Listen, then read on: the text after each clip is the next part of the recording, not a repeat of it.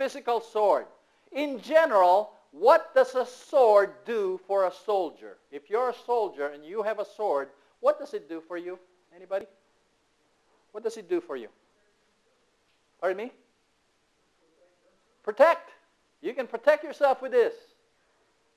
What else? What else do you do with this sword? You can strike the enemy. It can be used for offense. But it can also be used for defense, to block, doesn't it? So may I suggest three things with this sword? A sword provides protection. I can stand and be ready. I can use it for defense if someone attacks me, or I can use it for offense.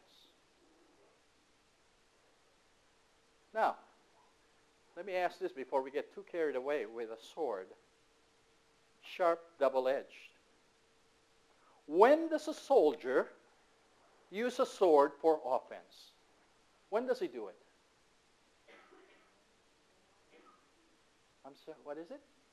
What do you think? During battle. Does he do it on his own? Or does he have instructions from his leaders? That's important, isn't it? You don't just go with a sword and be on your own. A good soldier uses the sword for offense when he is told to do so by his leaders. Isn't that true? If you do not listen to your leaders, you're not a good soldier with that sword. So remember that. We'll apply that later on. Now, let me ask this question.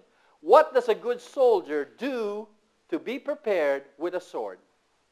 What does he do with a sword to be prepared for battle? What does he do?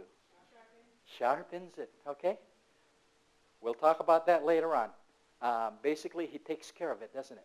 What else does a good soldier does with his sword to be prepared for battle? Pardon me? It is personal. He owns it. And not only does he owns it, he knows the ins and outs of this sword, doesn't he? If you're going to trust this sword with your life, you better get to know it, right?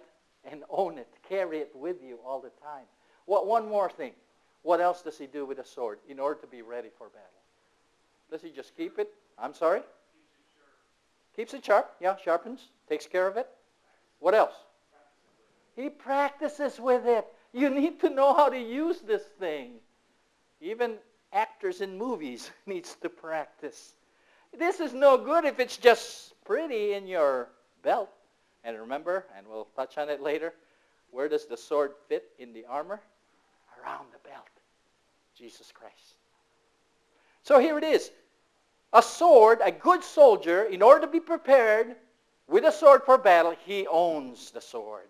This is and some of them even name their sword. What's King Arthur's sword? Excalibur. You own that sword. That is yours.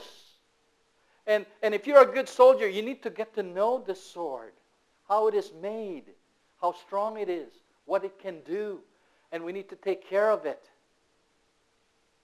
We'll talk about sharpening later on.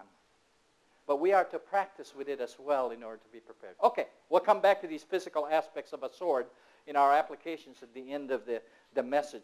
Because in the spiritual world, it's all about the spiritual world, we are to take the sword of the Spirit, right? What is the sword of the Spirit?